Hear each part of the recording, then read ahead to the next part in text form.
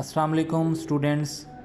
So today I am going to tell you the important key facts about on Geoffrey Chaucer and the most important questions and the most important things about Geoffrey Chaucer and the brief introduction about the prologue to the contemporary tales on the basis of his plot construction given by Geoffrey Chaucer. So, which type of work Chaucer has written? It's poetry. Two tales are in prose, the tale of Melby and the Person's Tale. These two tales are written in prose and other are written in poetry. And what kind of genre Chaucer has used in the prologue to the contemporary tales?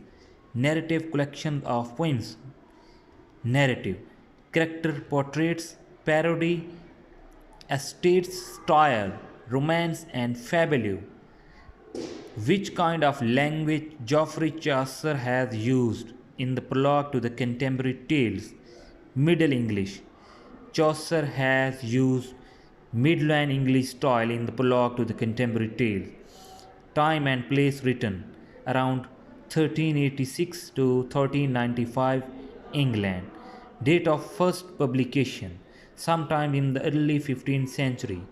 Publisher originally circulated in hand copy manuscripts. And who is the narrator of the prologue to the contemporary tale? Who was the narrator? The primary narrator is anonymous, naive member of the pilgrimage who is not described. The other pilgrims narrate most of the tales. And which kind of point of view is in the prologue to the contemporary tales? The point of view. In the journal prologue, the narrator speaks in the first person, describing each of the pilgrims as they appear to him. Though narrated by different pilgrims, each of the tales is told from an omniscient third person point of view, providing the reader with the thoughts as well as action of the characters. Tone.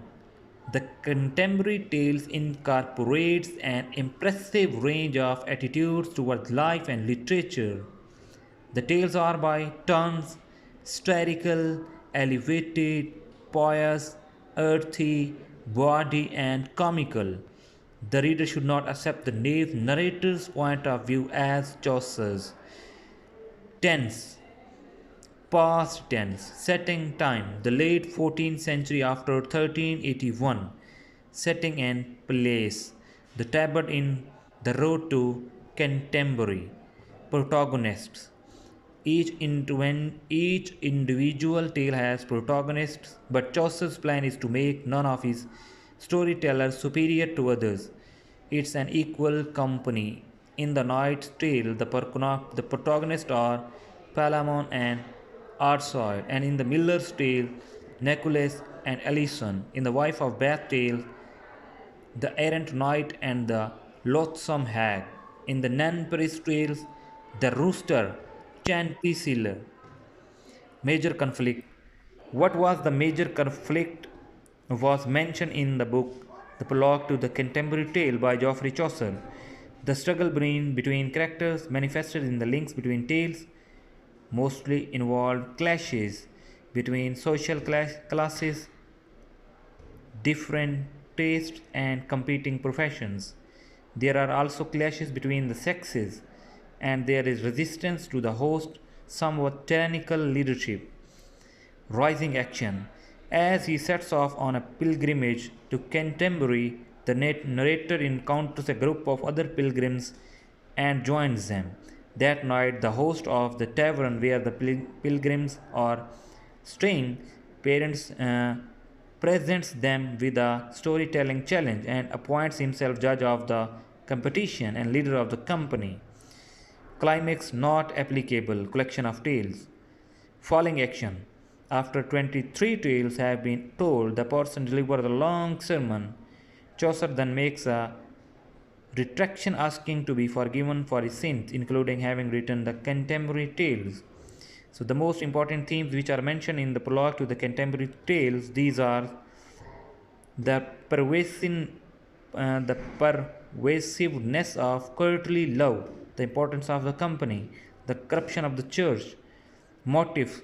Motives means reckoning elements in the story or in a tale.